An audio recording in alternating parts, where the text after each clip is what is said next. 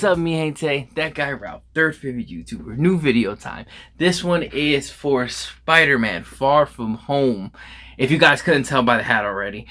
The movie is released. It's in theaters and it caught me off guard.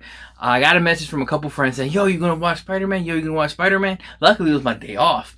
And I noticed, hey, let me go order some tickets. So I gathered up my kids, got my brother-in-law, headed to the movies, and checked it out. And this is my spoiler free. I won't be giving anything away. But going into this film, just like everybody else, highly anticipated. Following Endgame and how Endgame left everybody, this movie has a lot riding on it. Whether it be the success of Endgame or whether it be answering questions that people had regarding Endgame. One main question that was answered, a lot of people talked about, was how is it that a lot of the kids are still in school if they got dusted away and came back and then 5-year gap. That gets answered off the rip. Gets answered right away. Also, the meme that everybody floating around seems to be true. But if you watch the film, you know exactly what I'm talking about.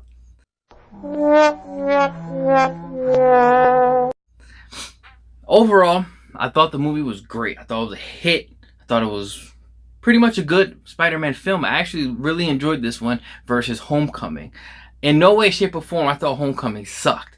It was more of, there was something about Homecoming that I didn't love. Liked it a lot, but I didn't love it the way I wanted to.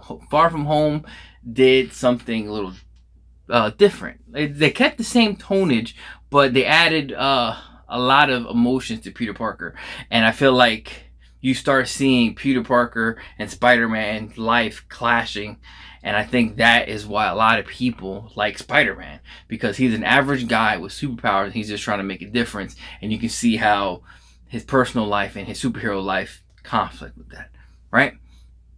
Also, I'm trying not to give away spoilers, but if you guys read comics, you knew exactly what direction this movie was going to go by watching the trailers. And I did do some reactions on the trailers. And I try to keep it very general. I don't want to give anything away, but they do follow the concept of Mysterio. So if you guys are familiar with the character, you'll know exactly what I'm talking about. Or if you've already seen it, you know exactly what I'm talking about. Jake Gyllenhaal is a phenomenal actor, and he brought a lot of charisma, emotions. You hated him, you loved him. He was a great actor. So far, Michael Keaton's Vulture and Mysterio are really good villains for the MCU, and the way they plopped up Mysterio, he set a tone for the future Spider-Man films, and I think it heavily based off of what was in the last movie as far as the villain and what he was going by. And you get the same sympathy from the guy, and they still tied it in with the universe that's already made and made it make sense where this is where this person came from. But when you understand Mysterio, you see what I'm talking about. MJ. A lot of people were on MJ. A lot of people thought MJ was going to be typecast. I don't know. Not typecasting. It was the wrong word. I'm sorry, people. Everybody complained that she was a different race. She's not redhead. She's not white. Not whatever the case may be. They never said it was Mary Jane. They just said MJ. I think her name was Michelle. So this is a whole different character. But I really like how they wrote her in the story. I think they actually gave her more emphasis as far as the love interest versus what they did in Homecoming, where she was more of like she wasn't the love interest, but you can tell there was something there. And this one, they really map it out to the next part. They do a good job with showing also where Endgame left off. I thought that was also another good thing I wanted to circle back around. But overall, the effects on this film is actually really good. They did, in my opinion, did a great job showing a lot of the elementals in this film. A lot of the effects. Mysterio looked great. His costume was great. The helmet was cool. The green magic stuff was really cool. I thought it was phenomenal. Samuel Jackson as Nick Fury always cracks me up. And this one, he's a lot more jokey. He's not as serious as he normally is, but he's still serious. It's the weirdest thing ever. Marissa Tomei as Aunt May. Man, that woman's beautiful. But I thought she didn't get wiped, to be honest with you, but she did get poofed or spiffed or piff, poof, whatever they said in the film. That's what happened to her, and she explains her story as well. And the main thing I didn't like was it had a very similar tone to Homecoming. Not tone, I shouldn't say tone, more of the basics of it, the basis of how Homecoming started and Spider-Man followed to this one too, which makes completely sense for the universe and the storyline that they're going off of. But at some point, you want to see them, I'm just going to say it, disconnect from Iron Man as much as possible. The man's dead, and you see him like 20 times in this film, like in posters, I mean, like posters and memorials and, you know, all that. And I get it, you know, the man, you know, took one for the team. And in the very, very, very beginning, they have like a small memorial of him, and I teared a little bit, I'm not gonna lie to you guys. It hit me. I'm like, oh my God, really already? But I just want to see them separate from Iron Man. That's the main thing. But the flow on this one was a little slower than Homecoming. It wasn't so fast-paced. Not saying Homecoming was fast-paced, but they took their time telling the story because of the direction that they take the characters. And like I said, I don't want to say too much, but if you guys are familiar with the characters, you know exactly what I'm talking about. So they take their time telling the stories because of the character. You know, I don't want to say what character, I don't want to say what, I don't want to give nothing away, but if you guys seen the movie or know the characters, you know exactly what I'm talking about. But the acting was really good. Tom Holland as Spider-Man and Peter Parker was really good.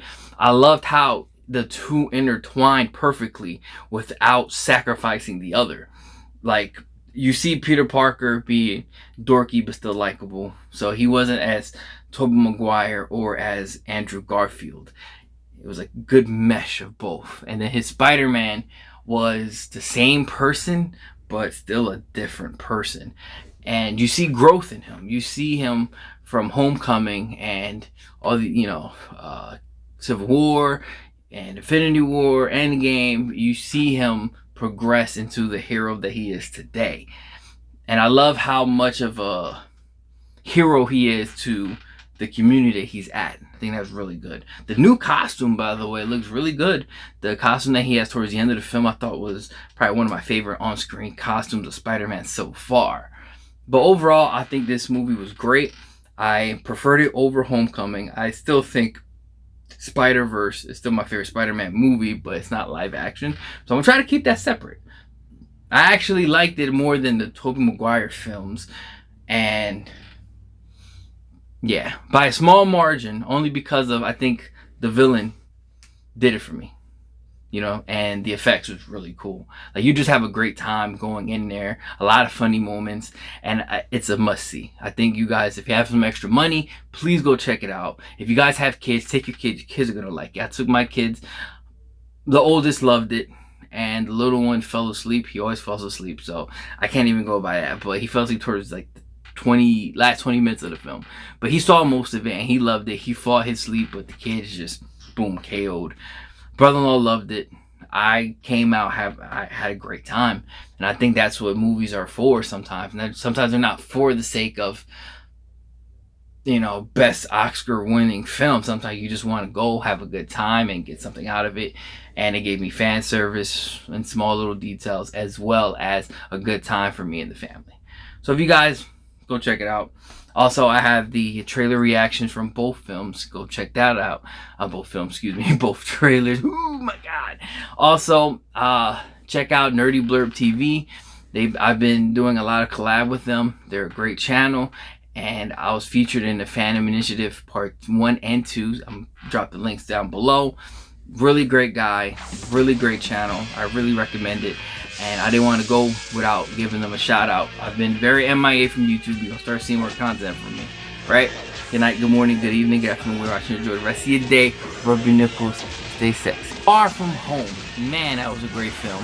Hope I didn't give anything away by watching this. But if you can, just go hit subscribe to the channel, ring the bell for notifications, and check out some other videos that you guys might want to be interested in. Alright? Thank you again.